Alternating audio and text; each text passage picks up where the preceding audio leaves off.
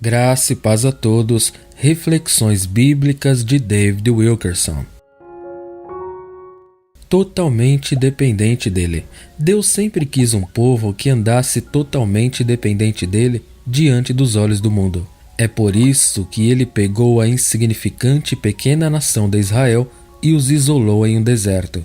Ele os estava colocando em uma escola de testes para produzir um povo que confiaria nele, não importando as circunstâncias. Ele queria que Israel testificasse: posso passar por qualquer teste, qualquer dificuldade, mesmo aquelas além de minhas habilidades. Como? Sei que meu Deus está comigo em todas as provações. Ele sempre irá me ajudar. Considere a declaração de Moisés a Israel: Deus te deixou passar fome. Deuteronômio 8:3. O Senhor estava dizendo a eles: eu orquestrei seu julgamento, não foi o diabo. Eu possuía todo o pão e carne que você precisava o tempo todo. Eu estava pronto para soltá-lo do céu a qualquer momento. Estava tudo guardado, esperando que você o recebesse. Mas eu retive isso por um tempo, e eu fiz isso por uma temporada. Eu estava esperando que você chegasse ao fim de toda a sua autoconfiança. Eu queria levá-lo a um ponto de crise onde só eu poderia libertá-lo. Eu permiti que você experimentasse seu fim do juízo, um lugar de desamparo humano. E isso exigia de mim um milagre de libertação. Hoje, o Senhor ainda está procurando um povo que confie totalmente nele. Ele quer uma igreja que testemunhe em palavras e ações que Deus é todo-poderoso em favor deles. Ele quer que o mundo não salvo veja que ele trabalha poderosamente para aqueles que o amam. Jó declarou: ele sabe o meu caminho. Quando me provar, sairei como ouro. Jó 23:10. Aqui está uma declaração incrível, especialmente considerando o contexto em que Jó a proferiu. Jó passou por uma das piores provações que qualquer ser humano poderia passar. Ele perdeu todos os seus filhos em um trágico acidente e então perdeu sua riqueza e posses. Finalmente, ele perdeu sua saúde física. E todas essas coisas aconteceram em tão pouco tempo que foram totalmente avassaladoras. No entanto, Deus colocou Jó neste caminho. E somente o Senhor sabia aonde isso levaria. Foi um plano tão divinamente orquestrado que Deus até permitiu que Satanás afligisse Jó. É por isso que Jó não conseguia ver Deus em nada disso. Eu vou adiante, mas ele não está lá. Para trás, mas não posso percebê-lo. À esquerda, onde ele trabalha, mas não posso vê-lo. Ele se esconde na mão direita, de modo que não posso vê-lo. Mas ele sabe o caminho que eu ando. Jó 23, 8-10. Jó estava dizendo: eu sei que Deus sabe tudo o que estou passando. E Ele conhece o caminho através de tudo. Meu Senhor está me provando agora, e estou confiante de que Ele vai me ajudar com uma fé mais forte. Sairei purificado e limpo com uma fé mais preciosa que o ouro. Sem mancha nem rugas. A Igreja de Cristo nunca foi aprovada ou aceita pelo mundo, e nunca será. Se você vive para Jesus, não terá que se separar da companhia dos outros. Eles farão isso por você. Tudo o que você precisa fazer é viver para Ele. De repente, você se sentirá reprovado, rejeitado, chamado de mau. Os homens te odiarão e eles te separarão da companhia deles e te injuriarão e rejeitarão o teu nome como mau por causa do Filho do Homem. Lucas 6:22. No entanto, acrescenta Jesus, este é o caminho para a verdadeira realização. Quem quiser salvar a sua vida, perdê-la-á. E quem perder a sua vida por minha causa, achá-la-á. Mateus 16:25. Em outras palavras, a única maneira de encontrar sentido na vida é se entregando a mim. Então você encontrará verdadeira alegria, paz e satisfação. Cristo nos diz: minha igreja não tem mácula nem ruga. Então, quando você vier a mim, você deve estar disposto a abandonar todos os seus pecados. Você deve entregar tudo para mim, morrer completamente para si mesmo, ambição ímpia e ego. Pela fé, você será enterrado comigo, mas eu o ressuscitarei para uma nova vida. Pense no que significa não ter mácula nem ruga. Sabemos que uma mancha é uma mancha, mas e quanto a uma ruga? Você já ouviu a frase uma nova ruga? Significa adicionar uma nova ideia a um conceito existente. Uma ruga, nesse sentido, se aplica àqueles que tentam melhorar o Evangelho. Sugere uma maneira fácil de alcançar o céu sem entrega total a Cristo. Esse é o tipo de evangelho que está sendo pregado em muitas igrejas hoje. Os sermões visam apenas atender às necessidades das pessoas. Ao ler as palavras de Jesus, vejo que esse tipo de pregação não funcionará. Não realiza a verdadeira obra do evangelho. Não entenda mal.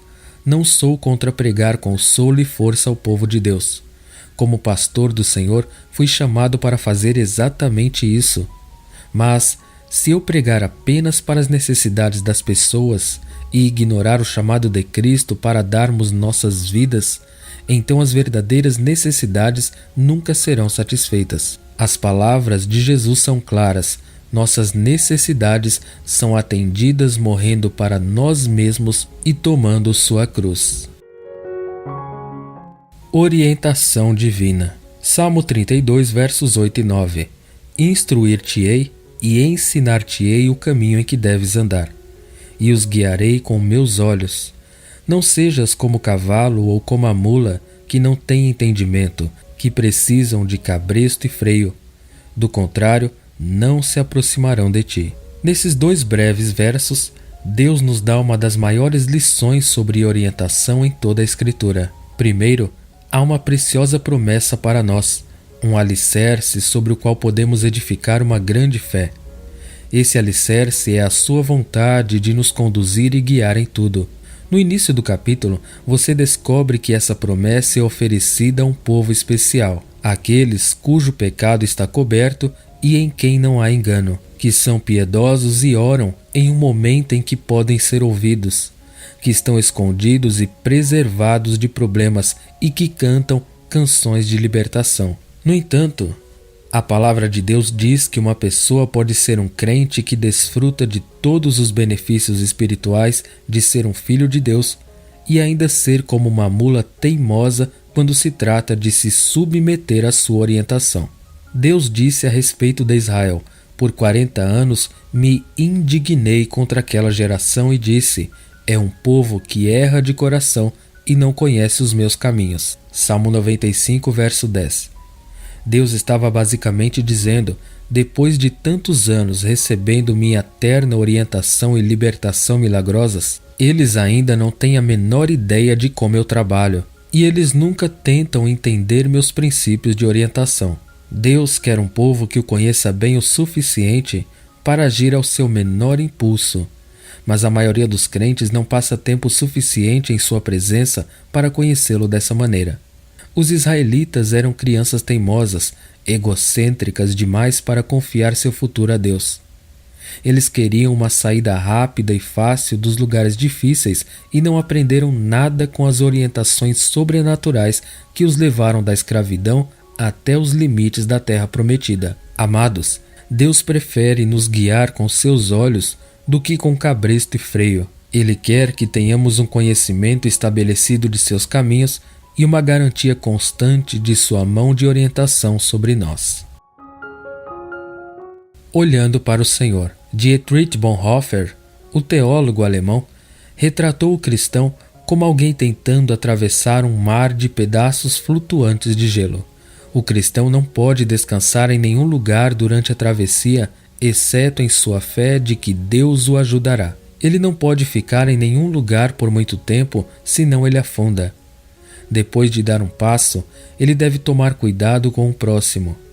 Abaixo dele está o abismo e diante dele está a incerteza, mas sempre à frente está o Senhor, firme e seguro. Ele ainda não vê a terra, mas ela está lá, uma promessa em seu coração. Assim, o viajante cristão mantém seus olhos fixos em seu lugar final. Prefiro pensar na vida como uma jornada no deserto, como a dos filhos de Israel. E a batalha do rei Josafá, junto com todos os filhos de Judá, é também a nossa batalha, segundo Crônicas 20. Claro, é um deserto. Sim, Há cobras, poços de água secos, vale de lágrimas, exércitos inimigos, areias quentes, secas, montanhas intransponíveis. Mas quando os filhos do Senhor pararam para ver sua salvação, ele preparou uma mesa naquele deserto. Choveu maná do alto, destruiu os exércitos inimigos apenas com seu poder, tirou água das rochas, tirou veneno das picadas da cobra, conduziu-os por coluna e nuvem, deu-lhes leite e mel e os trouxe para a terra prometida com mão alta e poderosa. E Deus os advertiu a dizer a cada geração seguinte: não por força nem por poder, mas pelo meu espírito, diz o Senhor dos Exércitos. Zacarias 4:6. Pare de procurar ajuda na direção errada. Fique a sós com Jesus em um lugar secreto. Conte a Ele tudo sobre sua confusão. Diga a Ele que você não tem outro lugar para ir. Diga a Ele que você confia apenas nele para ajudá-lo. Você será tentado a fazer justiça com as próprias mãos. Você vai querer descobrir as coisas por conta própria. Você vai se perguntar se Deus está trabalhando, não há nada a perder. Pedro resumiu tudo. Para quem iremos nós? Tu tens as palavras de vida eterna. João 6,68. Isaías 45:22 diz: olhai para mim e sede salvos, todos os confins da terra, porque eu sou Deus e não há outro. Miqueias 7:7. Portanto, olharei para o Senhor. Esperarei no Deus da minha salvação. O meu Deus me ouvirá. Amém.